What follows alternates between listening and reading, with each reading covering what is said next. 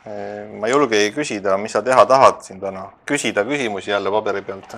Jaa, mina olen sulle siin mõned küsimused ette valmistanud jälle. Mikrofon ka küljes on, jah? On, kõik on olemas. Okay. Aga tere tulemast meie järgmisesse podcasti. Ja täna, Marko ei teagi tegelikult, millest me täna räägime. Aga teemaks on siis positiivsed treeningmeetodid. Et mida siis teha, kui koeraga tekib selline lootusetu tunne ja kuidas siis neid positiivseid meetodeid ikkagi rakendada ja mis need on? No nii, ma pean kuskilt siis mingi spikri välja võtma. Ma ei mäleta täpselt ju seda sõnastust peast, kus sa nüüd kohe küsid. Ma arvan, et sa vaatasid järgi, kui meil oli mingi podcast, kus sa ütlesid, et sa lähed järgi vaatama. Sa vaatasid järgi ilmselt. Tead, ma hakkasin seal guugeldama ja ei leia infot. Ei leidnud? Ei, ma leidsin, aga mina ju lähen sügavuti vaata. Siis ma jõudsin lõpuks oma teadusartikliteni. Nii, siis te peadki jõudma teadusartikliteni. Ja, ma tean, et ma pean. Aga kui panna, tegelikult ma mõtlesin välja printida, aga ma ei teinud seda, et kui täiesti tuimalt kirjutada positiivsetest treeningmeetoditest, siis sealt tuleb väga palju infot. Ja tegelikult mis probleem on? Eesti keeles ei ole head tõlget nendele sõnadele. Kas sa panid seda tähele? Ma arvan, sa lugesid inglise keeles teksti. Ma guugeldasin inglise keeles, ma eesti keeles üldse ei guugelda. Ja, aga kui sa loed, kui sa praegu mõtled, et sa tahad seda kõik eesti keeles öelda, siis on tegelikult väljendid, mis ei ole üldse nagu, meil pole head sõnastust üldse. Et ta on niisugune nagu, mina ütlen pooletoobine nagu, et pole nagu ei liha ega kala, et tahad öelda, et nagu ühtepidi läheb liiga paljuks, teistpidi on nagu liiga vähe öeldud, et see meil ei ole head sõnastust tegelikult ja see on nagu... See on paljudes valdkondades, aga, aga proovime. Ja kuna sul on värskemalt meeles see täpne sõnastus, siis sa võid seda öelda. Mina ei ole ammu vaadanud seda täpset sõnastust. Aga ma just mõtlesin, et... Jälle terve lehekülg teksti, hirmus. Jaa, ma hakkasin siin bingot mängima. Aga kus minu see tabel on, mis ma täita saan? Või sinul on see tabel, sina mängid bingot? Mina saan riste teha. Et palju räägitakse positiivsetest meetoditest, sa kindlasti oled märganud ka, et põhisõna ongi, mis läbi käib, et kasutan positiivseid treeningmeetodeid. Aga mina tahtsin küsida, et mida see just sinu jaoks tähendab?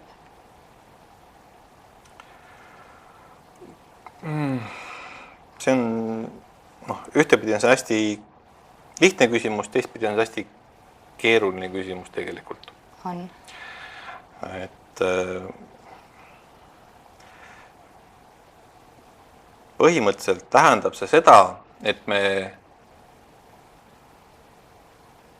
tugevdame neid, kuidas ma ütlen, et tugevdame koerale seda käitumist, mis on hea. Me suuname ta sellele õige käitumise peale ja kui ta niimoodi käitub, siis me saame teda kiita, vajadusel anda ka maiust, et me saame seda positiivset käitumist saame tugevdada positiivselt. Samas väga lihtne on sealt minna negatiivseks, panna koerale siis mingisugune ebameeldiv rihm külge, näiteks poolrihm on ja takistada sellel hetkel, et ära seda tee. Siis on see kohe negatiivne. Aga me ei pea sellisel viisi seda tegema. Et siin on, see on, ütleme nii, et see on väga suur, laias laastus öelda, et kuidas me läheme positiivsest negatiivseks kohe lihtsalt üle või mis iganes. Et milles on kitsaskoht selle nii-öelda selle, kui me nimetame positiivset meetodit, on see, et meil ei tule seda või mõnikord seda tulemust nii kiiresti, kui me tahame. Eriti inimestena, kui me tavaline koeraomanik ei ole selles väga osav, eks ole, siis võtab endal see õppimine aega, et siis koer üldse, mida ta teeb, on ja kõik see, et aga inimestel me tahame seda tulemust kohe ja siis tundub see takistamine ja keelamine ja sellised variandid palju lihtsamad ja kiiremad. Ja mingis hetkes nad ongi, aga kas need on ka paremad ja kas need on ka ajas püsivamad, on tegelikult suur küsimus. Seda küll, jah. Ma just jäin mõtlema, ma tegelikult vaatasin päris palju erinevaid positiivseid neid treeningmeetodeid ja ikka jälle lõpuks jõuad sinna kohta, et algselt need on tegelikult, osad on ikkagi välja töötatud vaata inimestele. Et mitte küll kõik, aga kui vaadata nagu täiesti sisse algusaegadesse, et kust on siis neid mõtted või seda šnitti nii-öelda võetud, aga ma mõtlesin seda ka, et vaata, kuna ma ise olen noorsootöö valdkonnas olnud, kas seda võiks nimetada sarnaselt nagu võimestamine? See on ka hästi halb sõna eesti keeles. Aga... No see on, ega see ei ole halvem kui mingi teine. Võimestamine on päris huvitav sõna tegelikult. Ja põhimõtteliselt on sul õigus, jah.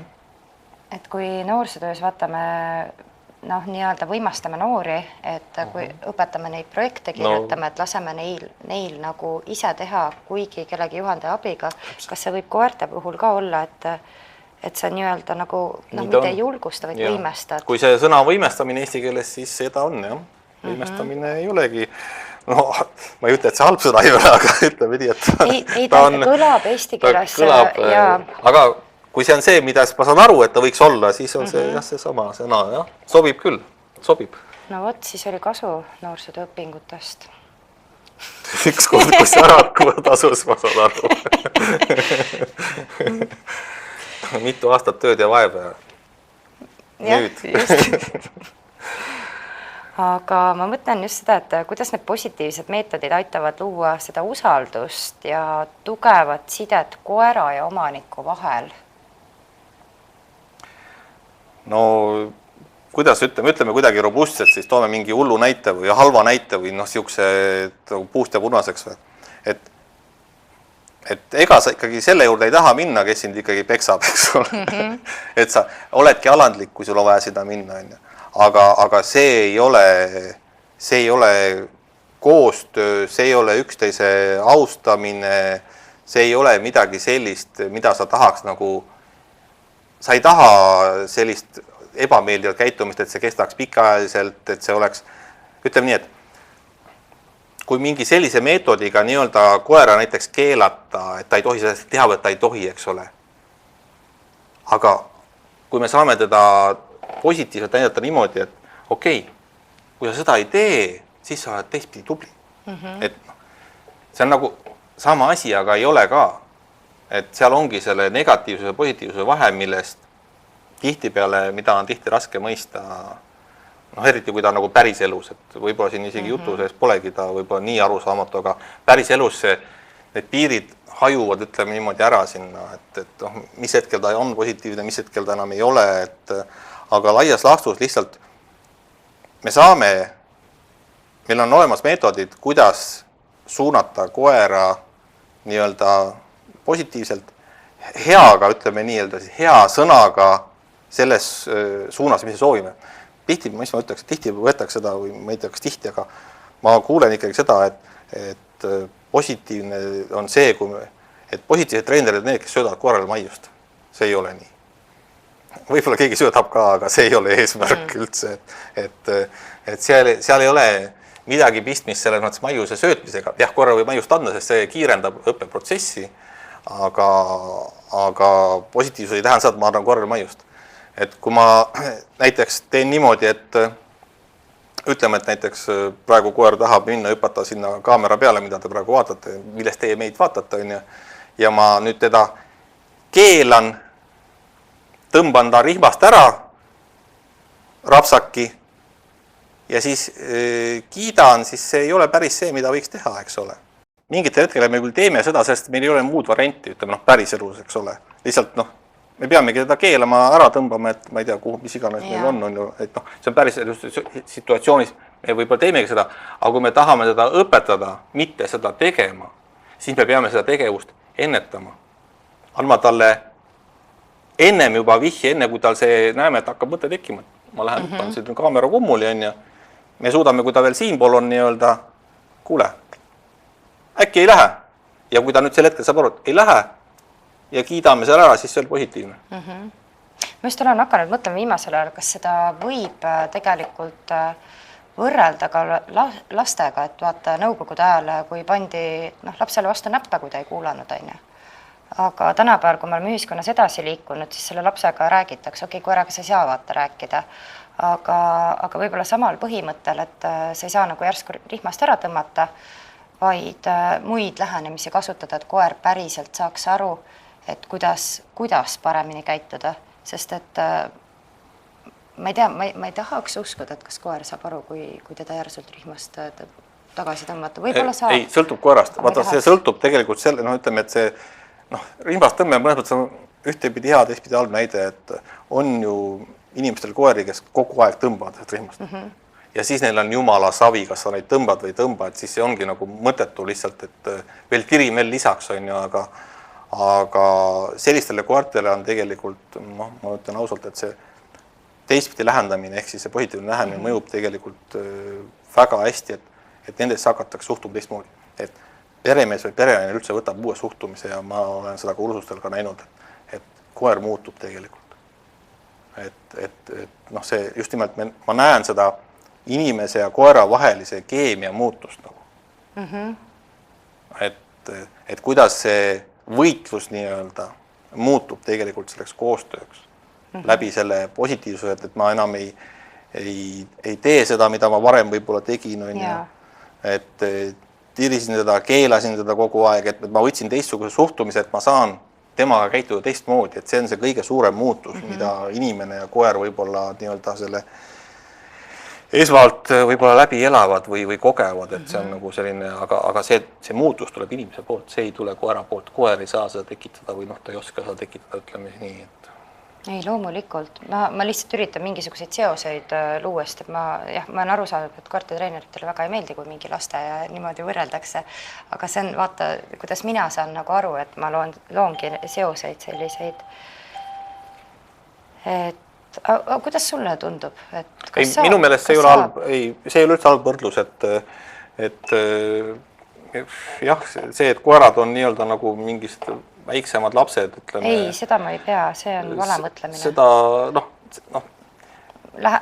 ütleme, ma ei mõtle nüüd selles mõttes, ma pigem ma mõtlen seda, kui ma niimoodi praegu ütlen, siis ma tahan öelda seda, et nad on võimelised ära õppima sõnu ja muid asju ja ma ei saa öelda, et sarnaselt käituma, see on ka vale asi.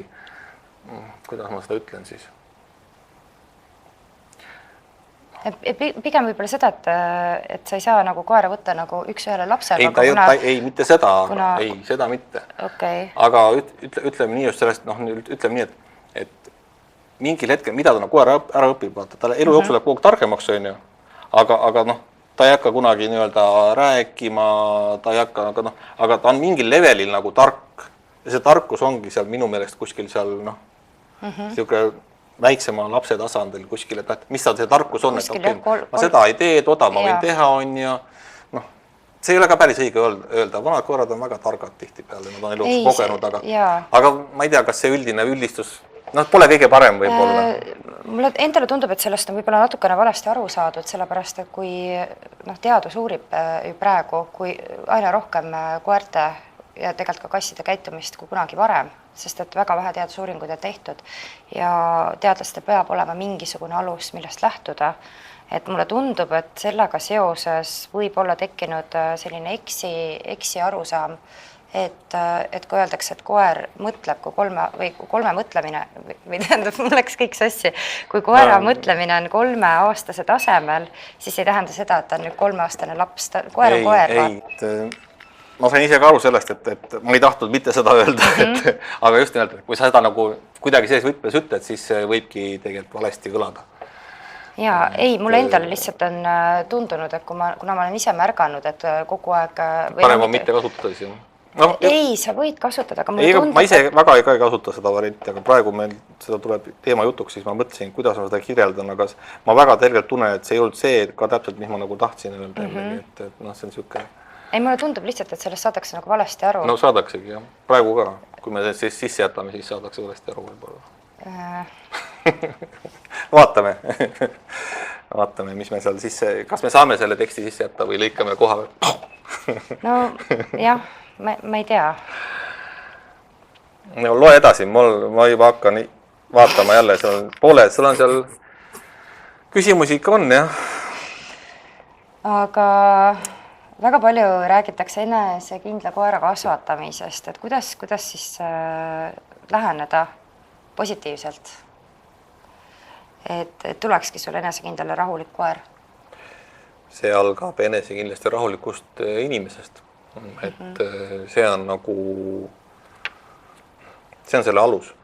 Et noh, me tihti räägimegi siin ühiskonnas nagu sellest, et kasvatame seda koera ja õpetame koera ja teeme nii-öelda koera tegelikult, kui inimene ise seda enne kõike ei tee või ei oska, siis koer ka ei tee ega ei oska, et ei ole mingit muud varianti lihtsalt. Et mul on nagu jäänud mulje, tihti on inimeste arusaam, et koer nagu oskab. Koera õpetame seda tegema või toda tegema. Aga kui sa ise ei saa aru, kuidas see nagu toimib või kuidas see koer sinna jõuab, siis ei hakka koera puhul ka tööle lihtsalt. Et ma tunnen jah, et see sellise teema seletamine vajab palju rohkem sõnu, tunde seletamist. Ma tunnen, kui me siin praegu podcastis siin tunnikesega võib olla, et see ei ole... Aga ma ise tegelikult mõtlesin ka korra selle peale, et tegelikult ju koer ei saagi olla ebaenesekindel, et kui sa saab küll, selle mõttes. Saab või? Muidugi saab, väga palju ebakindlaid koeri. Kui ei ole nagu ekstreemsustesse mind, et sa nagu liiga palju nunnutad või liiga palju... see aste on ka igal koeral erinev ja millest ebakindlus võib tekkida väga lihtsatest asjadest, et tal ongi mingisugune ebameeldiv kogemus. Piisab ühest korrast ebameeldivast kogemusest kutsika eas ja tal on see probleem kogu eluks. See on nagu täiesti reaalne, et üks kord läheb midagi valesti seal kutsika eas ja kui isegi ei pannud tähele, et see asi juhtus koeraga ja sa ei saa hiljem aru, et miks mu koer midagi kardab või miks ta on mingis situatsioonis täiesti ebakindel või võtab üldise eluhoiaku ebakindla või sellise kartliku. Et me tihtipeale isegi aru, kust tulnud on just seetõttu, et meil ei märkamata, mis meil seal kutsika eas juhtus ja võib-olla juhtuski 1-2 korda täiesti igapäeva elulisi asju, mis tema jaoks oli probleem, et seal need probleemid algavad. Et ebakindlaid koeri on nii-öelda enesekindlatel omanikel on ebakindlaid koeri küll. Aga mida peetakse üldse ebakindlaks koeraks? Et kas ta peab kogu aeg, kas ta kardab kogu aeg või kuidas ta tavapärane käitumine on? Ebakindlus väljendub väga erinevalt, et enamik kurje koeri on ebakindlad, kes lähevad teiste peale aukuma. Siis teine variant on see, et lähebki peitu omaniku jalgade taha ja ka tema on ebakindel. Et reaalsuses see ebakindlus ja teadmatus, kuidas käituda, see on enamike probleemsete koerte probleem, kui niimoodi sõnastada seda asja. Et lihtsalt see, kuidas koer väljendub, kas ta valib selle, et kuna see asi tundub ohtlik, mis mulle läheneb, ma olen ebakindel, kas ma lähen ja hammustan seda, ma olen nii kõva sell ikkagi veel, et ma julgen teda hammustada. Ja teine variant oli siis see, et nii palju julgust ei ole, et lähen hammustan, lähen peitu. Et tavaliselt sinna 2 äärmusse lõpuks jõuab. On ka mingi keskvisi variante, aga neid me väga ei pane tähele, kuna neid meid ei häiri. Aga ütleme, seda 2 äärmust me paneme tähele, aga tihtipeale algpõhjus on sama. Tõenäoliselt küll, jah. Tõenäoliselt. Nii, ma vaatan enda listist. Ma ütlen, ma oleks pidanud ikkagi sellise pliiatsi. No nii, näed, mul ei ole pliiatsit. Ma kirjutan digitaalselt või sulepeaga ja pliiatsit ei ole. No võtta. Aga milliseid muutuseid sa oled üldse näinud koertes, et kui sa oled kasutanud just neid positiivseid lähenemisi? Kas sinu juurde on üldse tulnud mõni koer, keda on õpetatud võib-olla mitte õigete lähenemistega? Muidugi. Ma ei tahtnud seda küsida, sest ei olnud mul plaanis. Loomulikult. Loomulikult. Selle mõttes minu kursused on osadel inimestel ka tegelikult päris karm iseenesesse vaatamine nagu, et kuidas nad on korraga käitunud ja kas see, kuidas nad on käitunud, kas see on olnud õige. Ja noh, kuidas ma siis ütlen, minu kursustel on täiesti tavaline, et seal nutetakse. Sellepärast, et kui sa saad nagu aru, et mida sa oled oma korral teinud, siis see ajab nutma. Et see noh, ütleme nii, et see on nagu lihtsalt see on kohutavalt valus tõdemus iseenda sisse vaadates lihtsalt. Et ja noh, see ei ole nagu lihtne, et on inimesi, kes ei ole valmis seda endale tunnistama, ma saan täiesti sellest aru, aga on inimesi, kes seda teevad ja see on nagu väga, väga raske nende inimeste jaoks. Et ma olen ise selline inimene olnud ja mul oli väga raske. Aga mis see põhiline nii-öelda valasti käitumine on olnud? No ütleme lihtsalt üldiselt, et oledki olnud halb nii-öelda, saad ise aru, et kuidas sa oled olnud halb. Et ma ei saa siin öelda mingit konkreetset näidet, et nii oled halb või naa oled halb, aga just nimelt see, kuidas sa oled koera õpetanud ja kasvatanud, see on olnudki koera jaoks kohutavalt halb. Ja seda tehakse ja seda kahjuks ka õpetatakse, aga kui inimesed saavad sellest aru, et okei, ma oleks saanud seda teha teistmoodi ja ma tegingi oma koerale halba, siis see on lihtsalt väga kurb kogemus. Seda küll. Kas siis pahandatakse või? Ei, nutetakse. Ei, ma mõtlen, et kui mõelda just nende... Ma ei kujuta ette, et kuidas koeraomanik on siis varasemalt käitunud, et kui võtatakse ümber nüüd seda positiivset käitumist, et ma ei kujuta ise ette, et mida siis on tehtud või mul puudub... Jumal tänatud, et sul pole kogemust selles osas.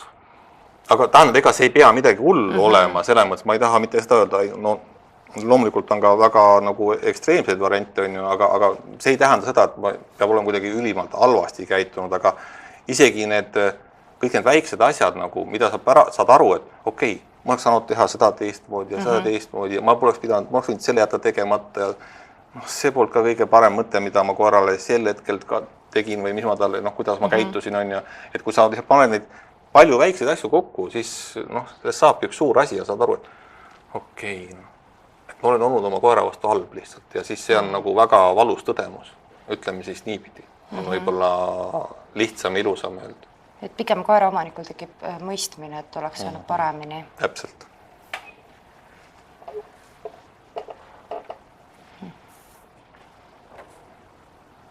Pani mõtlema, aga... No kui sind pani see mõtlema, kui sa ei ole situatsioonis olnud, siis sa võid mõelda selle peale, kui inimene, kes on olnud situatsioonis, et kui tema siis hakkab mõtlema, siis see on palju-palju keerulisem veel. Ma täiesti usun, sest et mul puudub igasugune kogemus. Ja milles, ma ütleks üht asja, tegelikult ükski inimene ei ole tahtnud olla halb. See on see asi ja lihtsalt see, aga tagantjärgi arusaamine, et ikkagi kukkus välja halvasti. Näiteks võib-olla koer on seal 3 või 5 aastane ja saad aru, et ma olen 5 aastat olnud talle väga halb perenaine või peremees, et see on nagu väga, väga hull tõdemus. Või ongi olnud ka eelmise koer ja saad aru, et kõige vastu on tegelikult käitunud, et sa oleks saanud teha teistmoodi.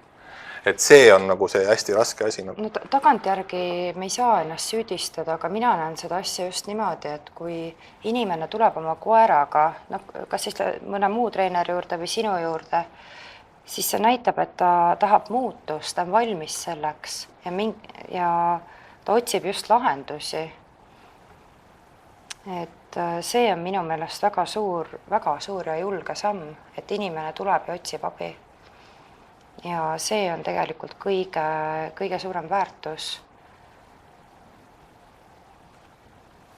ja ma võin kõigile öelda, et sellel ei ole midagi pistmist koera õpetamisega kokkuvõttes, ütleme see, millest praegu rääkisime, et nüüd me ei ole veel koerani üldse jõudnudki. Ei ole. Et koer hakkab pärast seda õppima, kui endale on see arusaamlik tekkinud. Et siin see on see vigur. Ei, aga hästi tore on tegelikult, et koeraomanikud ikkagi otsivad abi, kui on need murekohad. Minu meelest see on ikkagi, see on kõige positiivsem. Loomulikult, et eks inimesi olukord on igasugused, ega kõik ei ole valmis abi vastu võtma, see on ka reaalsus. Et isegi kui inimene otsib abi, siis kui ta saab aru, kui suur töö see on, siis ta lihtsalt ei tee seda. See on ka nagu reaalsus, mida ma näen. Ma ei taha öelda väga palju, aga ma näen seda, et need olukorrad ikkagi on, et inimene lihtsalt saab aru, et ei saa anda koerale võlutabletti ega võluvitsa, et nädalaga või kuuga on kõik korras, et ma ütlen talle, et sul läheb siin aasta või 2 igapäevaselt mingisugust tööd ja tegemist ja mõtlemist ja korra käitumist, siis osadel inimestel on lihtsalt see, et muu elu on nii palju peal, et sa ei tegele sellega, et sa saad hakkama muud moodi.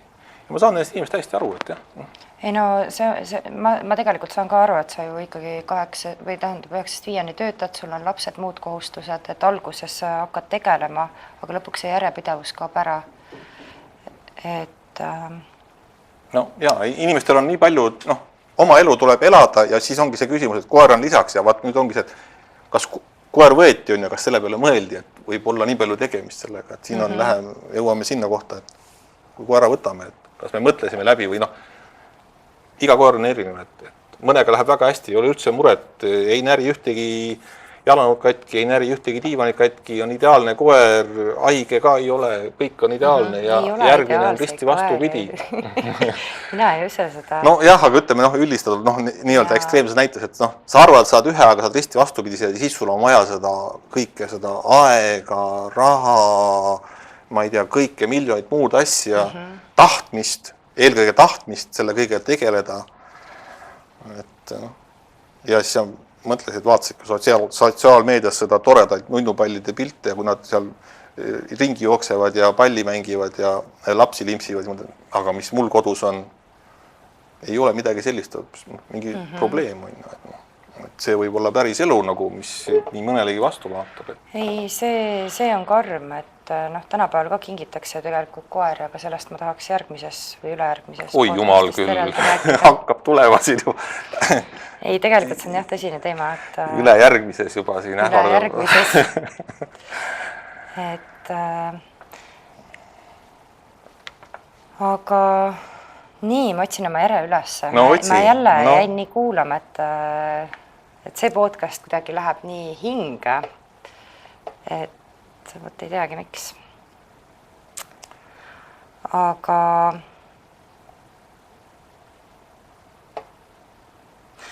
ma just tänan tegelikult, ma panin kirja ka selle, et kuidas saab just seda positiivset treeningut kasutada nende koerte peal, kes on võib-olla natukene tundlikumad, ärevad, võib-olla ka tegelikult reaktiivsed, võib-olla nii reaktiivsed, et sa ei saagi selle koerale ka silma vaadata, et kui ta juba ründab. Ja koerale ei ole vaja silma vaadata üldse, mis sa tal ikka, No piltlikult öeldes, et sa ei saa... No jah, aga ma sellepärast ütlesin seda, et paljud õpetavad koerale otsa vaatamist või et koer vaataks otsa, et ma sellepärast pidin seda ikka ütlema, et see ei ole vajalik. No võt, ma ei ole õpetanud, see on lihtsalt Jumal tänad. Lihtsalt küsin nagu... No võt, sa küsid selle küsimuse, et paljudele seostub see väga konkreetse tegevusega ja õpetusega. Okei. No. Nii, aga ma küsin selle ka, et mis on üldse sinu sellised lemmikviisid koera kiitmiseks ja premeerimiseks? No minu lemmikviis on tegelikult hea sõna, aga mis ma tahan sellega öelda? Ma tahan sellega öelda, et me saame tegelikult seda kiitust varieerida väga palju. Et, ja minule meeldib seda nii-öelda andagi koerale erinevaid signaale, et kui tubli ta oli, et kas natukene või palju tubli. Ja loomulikult maius on ka hea asi ja mina annan ka maiust ja soovitan alati kõigile seda anda, aga see aitab seda õppeprotsessi kiirendada ja kinnistada kergemini, et aga see sõna on ikkagi kõige olulisem ja selle variatsioonid tegelikult ja seda, mis ma väga selgelt näen, neid variatsioone kasutatakse liiga vähe. Kiituse variatsioone just nimelt, et sa saad nagu hääletooniga anda koerale signaale, et milline see kiitus oli parasjagu. Saab. Aga eestlased ei tee seda. Eestlased on eestlased. Tubli. Huvitav, kas ma siis ei ole eestlane või? On teine äärmus olemas, kes kiidavad üle kõike ja see on teistpidi probleem. Aga ei ole päris nii hull ka. Aga enamasti on eestlaste probleem see, et tubli. Et et pole emotsiooni, koer ei saagi aru, et ta tubli oli, et lihtsalt öeldakse sõna, aga ei ole seda reaalset emotsiooni seal taga, et kas ta siis oli tubli. Kogu aeg on üks tubli. Et varieerige rohkem, seal on seda mänguruumi on päris palju. Ja maius ka alguses kindlasti, ta aitab kaasa. Loomulikult. Aga kuidas, tähendab, ma just vaatasin seda su tegelikult ühte videot ka, et kuidas üldse anda maiust, et kõigepealt sa ütled selle tubli on ja siis annad maiuse. Et jäin mõtlema, et kas siis tehakse vastupidi ka. Aga väga lihtne on tegelikult meelde, et niimoodi, et kui keegi annab sulle kingituse, siis sa enne ei krahme seda. Käsid ikka ootad. Anna nüüd. Ma ei tea, kas on nii hea meelde, et võib-olla tõesti see aitab, et ootad ära, kui antakse ja siis võtad vastu. Jah, ega enamus tegelikult inimesi annabki niimoodi, et sul läheb automaatselt, sul läheb see juba, maius juba on läinud. Ammu enne, kui midagi muud toimub. Ütled talle siia ja maius on siin, siis koer reageerib millele? Maiusele. Sellele, et käsi liikus siia all. Mitte selle sõnale, et sa talle siia ütlesid või millegi muule. Et ta ei loo seost siis. Ja kui seda, loob seose küll, aga vale asjaga. Jah. Sellega, et maius tuli. Aga millal üldse võiks neid maiuseid järk-järgult vähendada, sest et me ei saa ju kogu aeg maiusega ju meelitada, et see sõna tegelikult siia, see on väga oluline ju koertel. Kui me siia õpetame, aga mina ütlen, ma olen võtnud lihtsa seisukoha inimestele hea lihtne öelda. Esimene kuu andke maiust ikkagi. Et esimene kuu, et teda premeerida, et see kiitusele järgneb siis maius, et see toimiks, ta saaks aru, et ta on olnud tubli, et seal on mingi väärtus. Ja siis sõltub, milline koer on, kuidas õppeprotsess läinud, et siis hakata aeg-ajalt ära, et vähendada natukene. Aga isegi kui täiesti ära jätnud, ikka vahest on jagu mingi maius kaasas ja anda. Ei, loomulikult. Aga alguses kindlasti jah, et võiks ikkagi, sõltub, mida õpetatakse ja kuidas, aga ütleme nii, et paar nädalat, kuu kindlasti, et sõltub. Et siis on lootust, et tal on tekkinud mingi seos, et okei, äkki on sellel sõnal ka väärtus või mis iganes on. Aga see sõltub täpselt, kui hästi see on toimunud, see nii-öelda see mõtte ja kätetöö ja sõnaline töö ja kõik see. Ei, loomulikult. Ma vist ise ka kuu aega andsin maiust, ma ei ole kindel. Aga see on minu jaoks igapäevaselt väga-väga oluline, sest et mul on koera vaja siia kutsuda. Kas ta on hoovis või kuskil või peidus. Aga ma olen selline kana ema ju, ma ei saa ju. Kadunud on, siis ma ikka kutsun siia. Nojah, aga see käib ka kõige muu kohta, mitte see, et siia just õpetada, aga just muud asju ka. Nojah, istu. Aga siia ka isegi mõtleks, et seda maiust tasub ka rohkem kaasas hoida kui kuu aega just sellepärast, et see on selline, et ta ikkagi tuleb ja saab selle hea asja ka siis. Sõltuvalt koerast. Sõltub muidugi ka, jah. Ja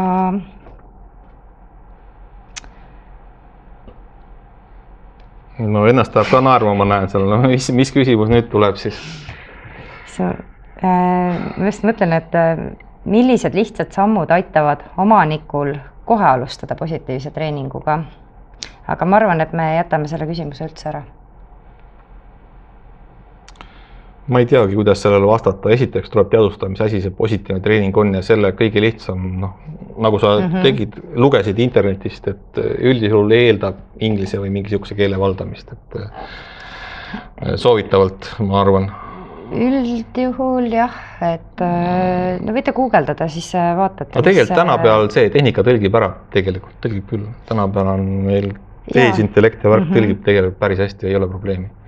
Aga ma ei ole taibanud küsida, mis tehisintellekt vastab sellele küsimusele üldse.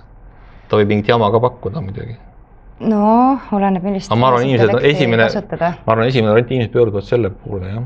Sõltub, jah. Ma arvan, minu oma visiigist vastades, mul on tark ja dresseeritud ja tasuline, aga ma olen näinud tasuta variante, nad ajavad sihukest mulli inimestele, et kukub ikali. Ei on, kõige targem on küsida ikkagi teadusartiklit, annab lingid ette. Ja artikli peab otsima, jah. Sest et minul on alati see paranoia, et kas nüüd on õige jutt või ei ole, et kui ma hakkan nii-öelda guugeldama selle AI abil, et siis ma küsin kohe teadusartikleid.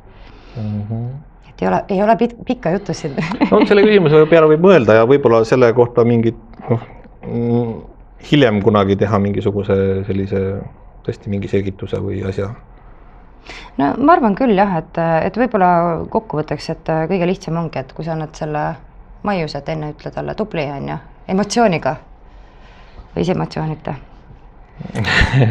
No jah, aga nüüd sa lõid selle vale kujutelma, et see ongi positiivne treenimine. Ei ole, jah, ei ole. Selles see asi ongi, et see ei ole.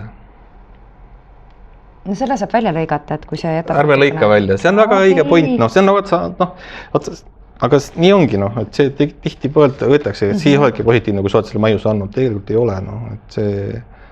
No ma olen ise ka mõelnud, sest osadele kvartale ju ei sobigi maius, et tahab maius ei ole eesmärk üldse. Või midagi. No jah, ütleme nii, et palju võib teistpidi kitsad koht olla, aga sõltub koera iseloomust jällegi.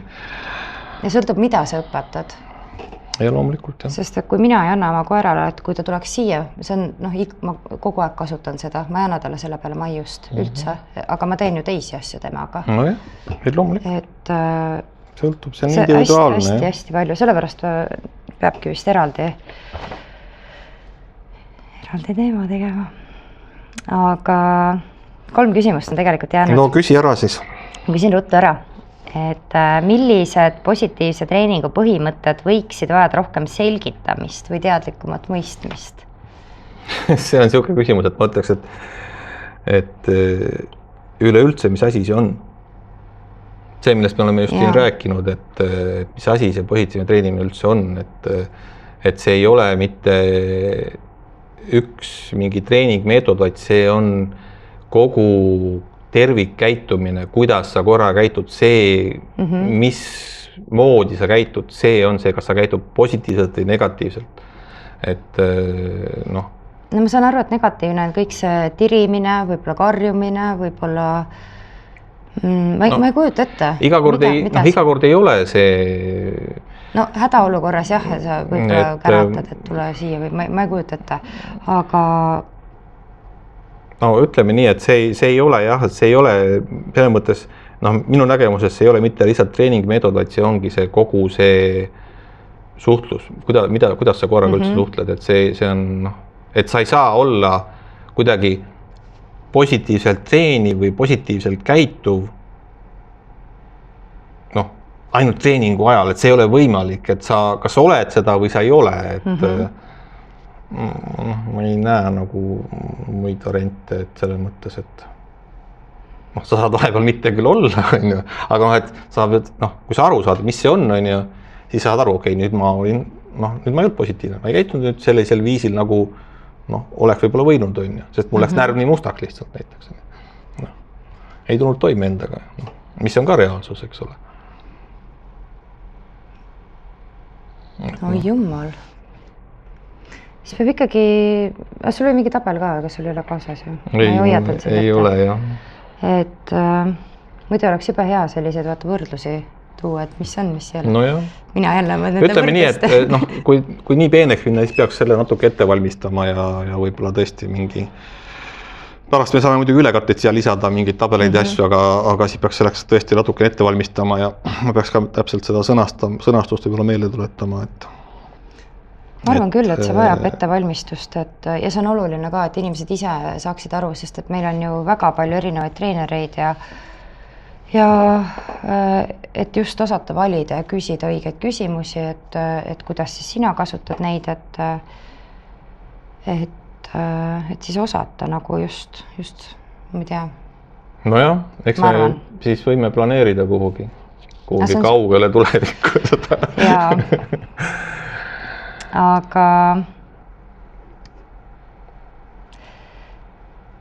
aga kuidas sina just julgustaksid inimest, kellel päriselt on tunne, et ma tõesti ei saa oma koeraga hakkama, ma ei tule temaga toime? Siis tuleb abi otsida. Siis tuleb abi otsida ja katsuda leida enda jaoks sobiv treener, millest me siis rääkisime siin päris esimeses podcastis, et see ei ole nagu lihtne asi, aga endale sobivate põhimõtetega, mis iganes nad siis on. Et kui sa ei tule üksi toime, siis sul ei ole nagu variante, sa pead abi otsima. Aga nagu ma siin ennem ütlesin, kui see ärasalvestus, et kui see ei ole see, et ei ole seda võib-olla endal, kuna töö hulk on nii suur, siis ei taha seda teha. Loomulikult, ma just mõtlen seda ka, et kui koeraomanikul ei ole kogemust varasemalt treeneritega ja talle ei sobi ühe treeneri põhimõtted, kelle juurde ta sattus, et ta tunneb, et ta ei saa abi. No, siis on mõistlik teine otsida, see on täiesti, minu meelest on täiesti normaalne see, et seda nagu inimene teeb seda, et okei, ei sobi. Mulle tegelikult kirjutati ka selle kohta, et ei saa, päriselt kirjutati, et ei saa, ma saan pärast seda, et mul oli 2 juhtumit.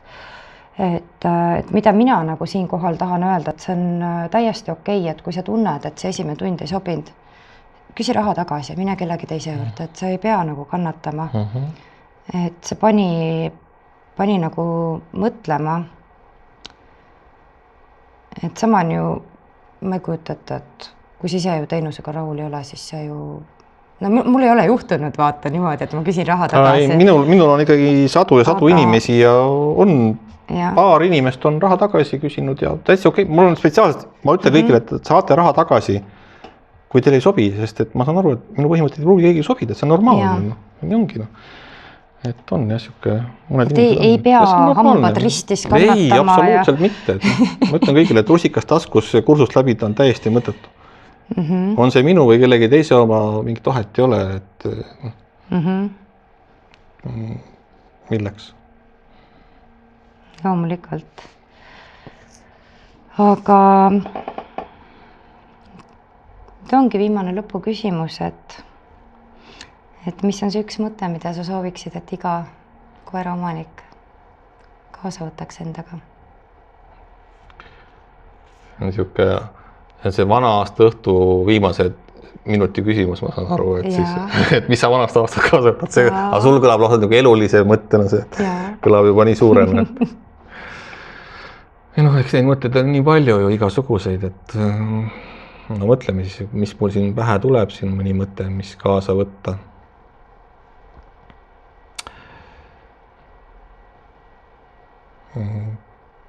Ma ütleks seda, et katsu olla rahulikum.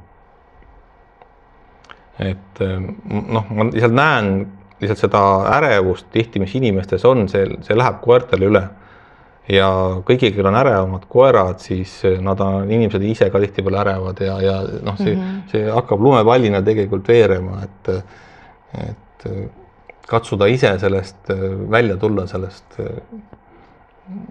ärevusest ja sellest stressist, eriti kui koer on keerulisem koer, siis sa lähed ise ka stressi juba ja see hakkab kõik kuhjuma ja lähebki aina hullemaks ja hullemaks, et esimene samm jah, et katsuda võtta siis, aeg maha on juba vale öelda, aga just nimelt proovida sellest ärevusest siis välja tulla ja mõelda, okei, mis ma teha saan, kuidas ma saan teistmoodi käituda, paremini käituda, abi otsida äkki kuskilt, Kindlasti ei tasu häbeneda abi otsimist. Ei. Et seda valehäbi tihtilugu võib olla. Et see on igas eluvaldkonnas, et kui on mure, siis ikkagi noh, spetsialist, koertetreener ikkagi on selle jaoks mõeldud, et neid lahendada. Ja ega ei pruugi, nagu jutt oli, et ei pruugi ju see ka soovitus sobida, et ega ei pea ju seda siis tegema, kui see soovitus tundub, et sulle ei sobi, no ära siis tee seda. Ei, võib-olla annab keegi teine mingi teise soovituse, mis sulle rohkem sobib. Ja, et see on ka okei. Et... Ei, no ongi jah, aga inimesed peavad ise tundma ja mõistma, et see ongi okei tegelikult, et see on, nii ongi. Et jah. Kuidagi mõtlikuks. sa paned ju kohe siukse pirne siia, nii raskeid teemasid või siukese elulise küsimuse viskad siia kohe õhku jälle. Sul on kõik mingid sellised küsimused ja olgem nüüd ausad, ega need teised paremad ei olnud. Sama rasked. Eks ma järgmiseks korraks mõtlen veel paremad välja. Veel hullemaks läheb. Ei lähe, mul neid teemasid on tegelikult, et mida ma olen ise mõelnud ja mida ma olen märganud, mida inimesed küsivad, et ma niimoodi miksin just neid küsimusi. No selge. Et saada ka ise natuke targemaks. Okei. No jah, tõmbame otsad kokku tänaseks siis või? Jah, tõmbame otsad kokku ja väga vahva. Ma loodan, et teile ka väga meeldis ja saite natukene selliseid häid mõtteid juurde. Aga... Positiivseid mõtteid. Positiivseid mõtteid just. Kohtume järgmises podcastis. Nägemist. Nägemist.